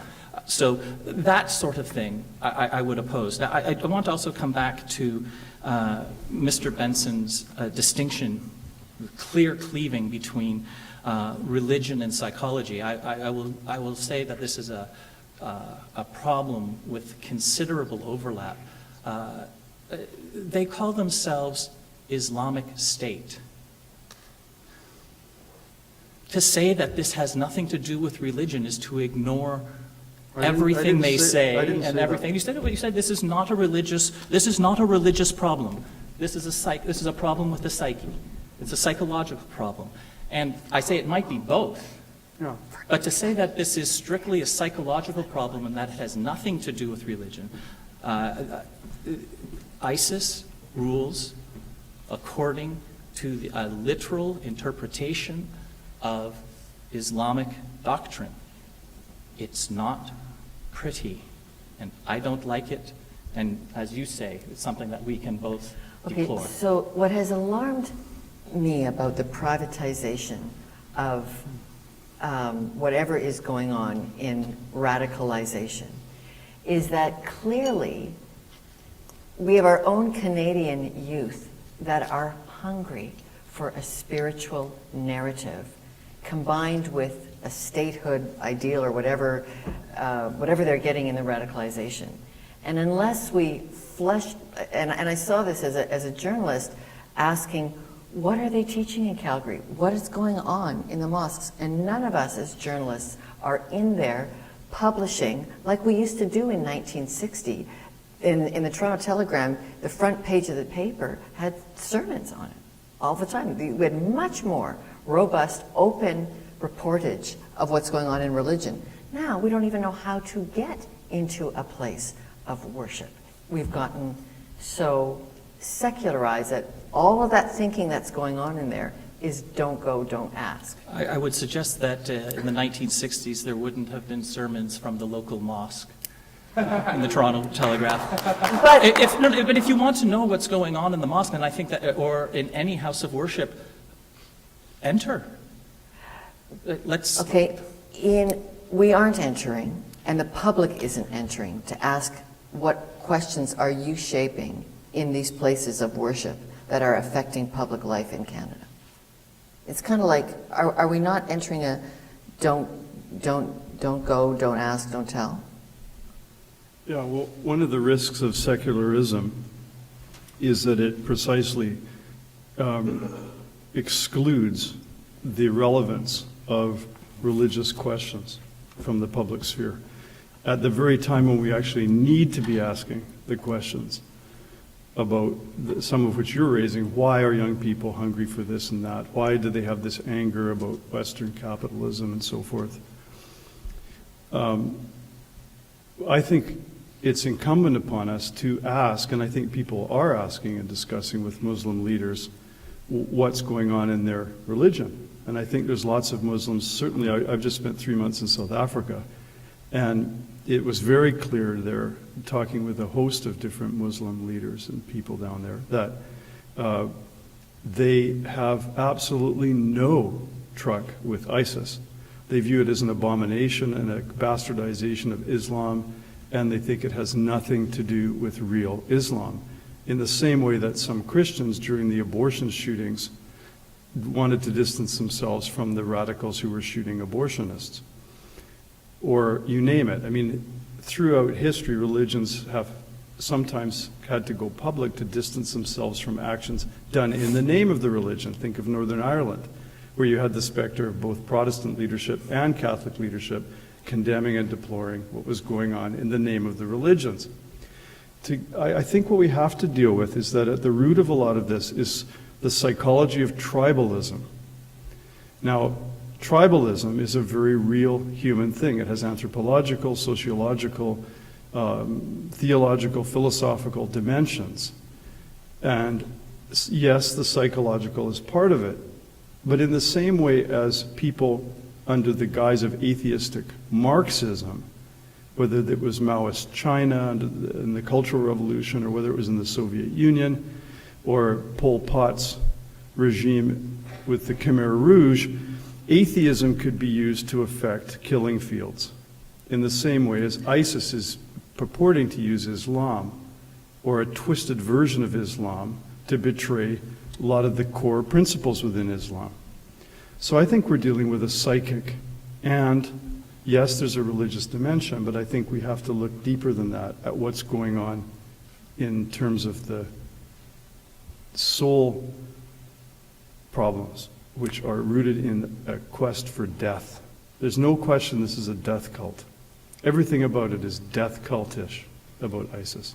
All right, let's move now to a friendlier Canadian problem. We've got an election coming up, and there are going to be some hot potatoes in there that are shaped by conscience, and especially now with the with what's going to happen with the Supreme Court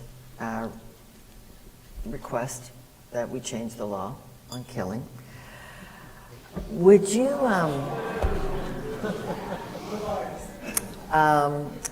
if you were to hear in debate, in political debate, what is a political leader's faith background and their understanding of how faith works in their life? Do you want to hear political leaders' religious orientations? To the extent that that a political leader is going to base their decisions, their influence on public policy, on law, on regulation, on the shaping of our political institutions on the basis of his or her religious beliefs, then yes, I do want to know about it. I think that's an important aspect that Canadians have the right to know about their political leaders. If, however, they base their decisions on evidence, on human empathy and compassion, on as Mr. Benson said in his opening remarks, on their fairness and general applicability and reasonableness. And if that is their pledge, and it's something that historically this person has done throughout their political career, then I care not a whit, whatever his or her religious leanings happen to be. Or how will you know unless we have those conversations about religion being part of a politician's life? Well, if someone wants to bring it up, if someone says, I stand here before you to bring God's law to Canada, if they say openly and honestly that they want to influence their caucus members to be in greater adherence with their in greater adherence with whatever the doctrinal requirements are of their particular faith, that is a discussion that we need to have. And it's not something that I wish to exclude. However, given the large number of pressing issues that we face, both domestically and within the world, if someone is willing to, if their record and their statements are all based on values that can be shared by people of all faiths and those that have none, it's not very high on my personal priority list. If they wish to make it an issue, I don't view it as a banned or taboo topic. But it's not something that is going to be top of mind for me, as long as their actions are based on things that are open to and accessible to one and all from all walks of life. Iain, is it appropriate to ask political leaders what is their religious belief and how does it affect their life as they're running for office? Well, I think history should show us that sometimes what people say their religious beliefs are bear very little connection to what they actually do in politics.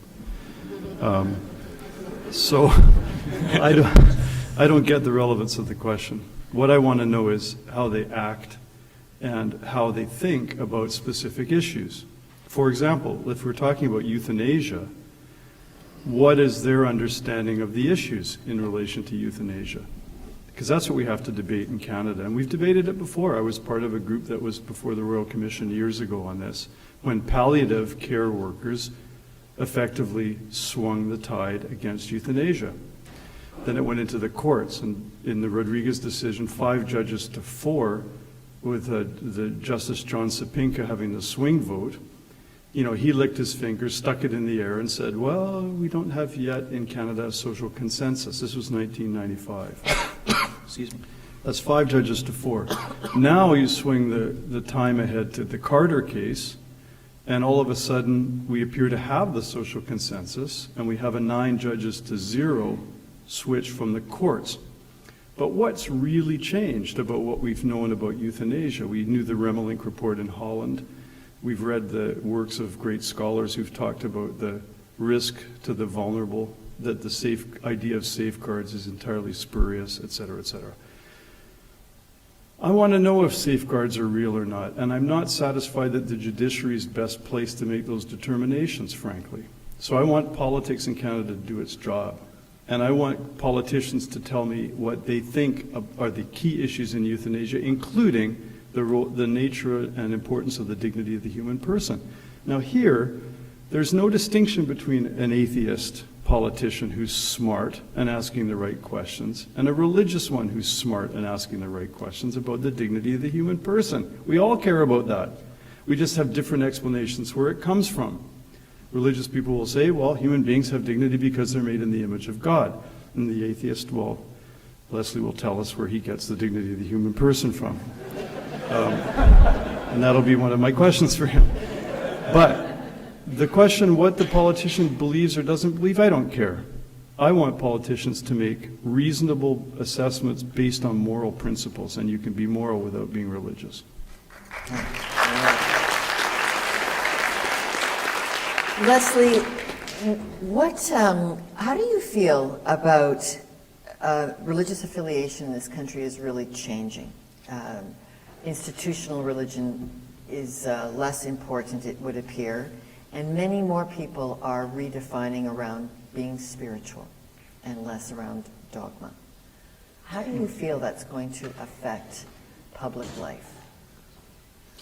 Well, this is far more, I think you're right. There does seem to be a large trend, particularly among the young in Canada, towards either explicit non-belief in any deities, or towards, as you put it, a more fuzzy spiritual sense without belonging to any particular denomination. I think that the hardline positions, not so much in Canada, but largely in the States, which of course has large cultural spillover effects here, the hard line that public religious figures have taken on matters such as birth control, gay relationships, abortion, and even climate change, although there's more of a split on that particular topic among the religious in the U.S., has really turned off a lot of youth on the whole concept of religion. And perhaps that's an unfair reaction because the very vocal and visible voices emanating out of the United States do not represent the diversity of opinion, even within the Catholic faith, to say nothing of Christianity or as a whole, or the many other religions that are prominent within our two countries. But we do have a large trend towards non-belief. And personally, I don't view that as a bad thing. I see us gradually, slowly, in fits and starts, moving towards a more moral, more inclusive, more pluralistic society where we are allowing more people greater choice, greater freedoms in human flourishing. A woman has far greater control over her body, over her relationship, and over her life than ever before within this country. We are considering our impacts on the environment and those and others to an extent that is largely unprecedented. We are so slow in recognizing our horrid treatment of the Aboriginal peoples of Canada, where the residential schools, through deplorable government policy and executed in large part through the religious institutions of this land, were closed only about 2 decades ago. It's a long time coming, and we've got a long way to go. But we are, in broad strokes, and contrary to Mr. Benson's view, I think we are headed in the right direction. Okay. And I think a part of that is due to a larger segment of our population no longer belonging to any particular creed or denomination. So Iain, I think I heard Leslie say this is a good thing that we're headed down this mushy spiritual road away from our institutions. Sorry, my colors are clear every weekend when I broadcast. What do you think the future is as we head down that road? He paints quite a positive picture of tolerance. What do you think the picture is? I'm not one for sort of portmanteau categories like the future, better or worse. It's kind of, I don't mean to be glib, but I don't have a clue about the future. If I did, I'd be a lot wealthier than I am now. In many ways, a lot happier, I guess. But the desire for meaning, the desire to be happy, to be fulfilled, is a perennial human reality. The fact that spirituality is what a lot of people prefer to call their quest than a firm religious adherence, I think reflects several things. One, that they perceive religion to be too hard-edged, too dogmatic, too restrictive, too judgmental. And spirituality, which they may create more themselves or have more subjective role in, they perceive to be more friendly, accessible, less dogmatic, etc., etc. But I don't think we should discount it. And here I'm with Charles Taylor, that the quest for authenticity is something to be recognized as very meaningful and important, and something good. It's a very real thing to be authentic. So I'm with Taylor on that. But on the other hand, I don't want to discount religions because they have tremendous staying power for good reason. Spiritualities can come and go, partly because they tend to be individualistic more than communal. Religions, because of their dogmatic insights and their communal richness, they will tend to be very deep, and they'll even tend to flourish at times of persecution. That's what history shows. One of the great sayings in the Western tradition is that the blood of the martyrs is the seeds of the church. And a lot of martyrs' blood is currently being spilt around the world. And I think, and I may be proven wrong in this, but I would not be at all surprised if one of the paradoxical outcomes of the current bloodletting isn't a return, not just to spirituality, but through it and beyond it towards a deeper religious commitment. Okay, and Leslie, I think we're going to close on this comment here from you. Okay. Where then would you suggest we source our ideals if they do not come from an understanding of the divine? Where would we source forgiveness? Where would we source love? It's clear I'd best give a good answer.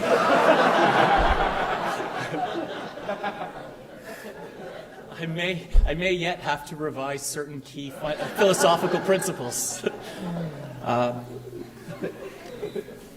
We can ground our morals and our ideals in each other and in the world that we live in. What Mr. Benson, it's Dr. Benson, so I have been not calling him granting him his proper title all evening, for which I apologize. But what Dr. Benson just said, there's really little that I disagree with. The search for authenticity, an honest view of truth and discovering what is important is a journey and an effort that I think everyone should go through. And it is something that we can base on an honest appraisal of the world that we live in, understanding that our actions have consequences, that these consequences are often predictable, and that we can make conscious choices about what courses of action we pursue, knowing with a high degree of probability what will follow from that, and then choosing about the effects that we have on others. Now, another way to put that is understanding the scientific realities that we live in and trying to manage as best we can a way to maximize freedom and human flourishing. This is the best way, in my view, to understand things. When we resolve human ideals in an inflexible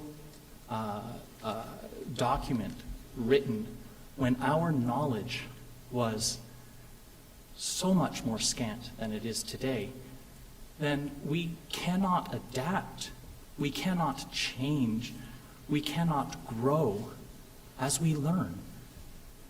And to base your ideals in a text that is thousands of years old, in my view, is a deplorable abdication of personal responsibility. I no longer have to think about what is important. I no longer have to understand what the ideals are. It is all written here for me. I do not view this as a moral approach. Let's base our values on what we see, on what we know, on what we learn, what we experience, and then combine that iteratively as we learn, grow, see, understand more, so that we can continue to model our institutions, our relationships, and our actions to maximize the benefit to all. Well, I think you've all demonstrated a wonderful curiosity for the nuanced reality that finding our way in this world with the curiosity and the facts and the traditions and the thoughtfulness that comes from our religious material has brought into Canadian life. And we want to just thank both of you as our debaters. You've been outstanding. And let's give them a round of applause.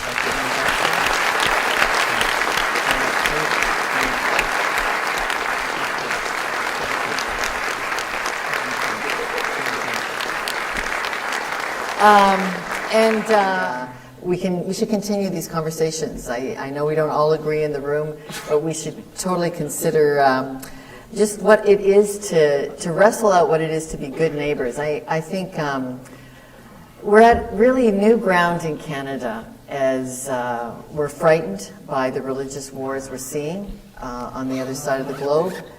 We're more conscious than ever that all of these ideas flow freely past all boundaries. And these are really important days to craft out what it is to be great neighbors with each other, whether we are non-religious, whether we are deeply religious, whether we just Or wonder whether we're both. whether we're both, whether we're, and whether as we wonder, how do we make our way in this world and the challenges that it gives us. Thank you all for coming and making this a very memorable week. Thank you.